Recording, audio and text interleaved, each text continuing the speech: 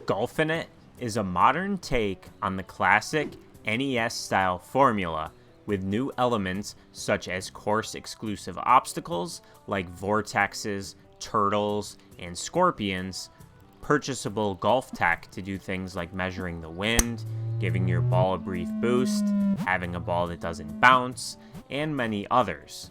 There's a very basic feature set here to customize the experience, and also a basic set of modes with quick play, training, and tournaments. But before we get started with the full review, if you enjoy indie games, please consider clicking that subscribe button, as I cover a lot of different games on my channel, including lesser known titles that don't get a lot of media coverage. Thanks for watching this review. Now let's get to it. It's likely the majority of your time spent will be in the tournament mode, so let's discuss how that works. In order to enter the tournament, in each of the 4 different course locations, you must first earn 12 total stars by completing challenges or playing practice rounds consisting of either 18 holes or 9 holes. Each practice round and challenge is worth a different amount of stars that are awarded upon their successful completion, so it's up to you to play which ones best suit your tastes. Doing all of this and playing in tournaments, you'll earn coins that can be spent in the caddy shack for tech to assist you in unique ways, and you'll earn XP that can be used to improve your golfer's skills. On the surface, everything is presented in a way that seems simple enough, but without much documentation, things get confusing pretty easily. I never fully grasped how the golf tech works. After purchasing some, you'll see D-pad icons on the screen, but I was never sure which button did what, as they're just icons with no explanation.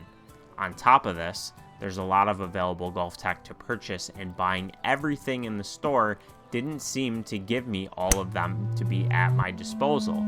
I didn't see a way to switch between them or view what I have, so this lack of information resulted in me honestly only using the tech a few times, and not finding much benefit to it as a result. The level up screen that shows up after completing an activity and having skill points to spend was also a bit mystifying. I didn't realize for quite a while you can improve your drive distance, since it looks completely different than your stat bars. On top of this, you can place skill points into seemingly full stats, as the bar is already at max. And while playing, I noticed some of my stat bars that were previously full had decreased. I don't have answers to why any of these things happen, but it's a perfect example of why supplying the player with adequate information is so important. I was very confused by these elements. Learning the basics of golfing is simple enough. With a well-designed tutorial you can play if you choose.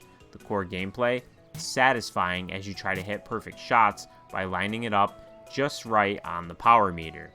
All the golf clubs you'd expect to have are here to utilize, and you are given adequate information to succeed in attempting to get the lowest possible score in each tournament. While playing, you'll find progression not just with your upgradable golfer and the new golf tech you acquire, but also with your own skills. In the beginning, you may find driving, chipping, or putting to be difficult, but the more you play, the more you'll find yourself sinking shots you couldn't before. Applying the right amount of spin on the ball, or perfectly predicting how to hit it under the current wind conditions, is satisfying. I had more than a few times where I sank a birdie and felt a real sense of accomplishment from my well-executed chip-in. Maybe it's just me, since I'm not a golf game connoisseur, having not played one in many years, but I found the difficulty to be brutally high for what feels like it should be a more casual experience. Just winning the first tournament by placing in the top 3 took me 5 tries total, with a few of my attempts being tied for 3rd with another golfer and being awarded 4th. The obstacles on each course are often placed in spots on the fairway where you'll likely need to hit your ball to record the lowest possible score. After unlocking the second tournament I opted to turn off the course obstacles, which can be done in the settings menu, and I'm glad I did. I found playing the second tournament to be more enjoyable with having just a pure golfing experience, so if the obstacles look or sound annoying, then I'd highly recommend just toggling them off. So once again, after earning my 12 stars in training and placing top 3 in Tournament 2, it was on to number 3.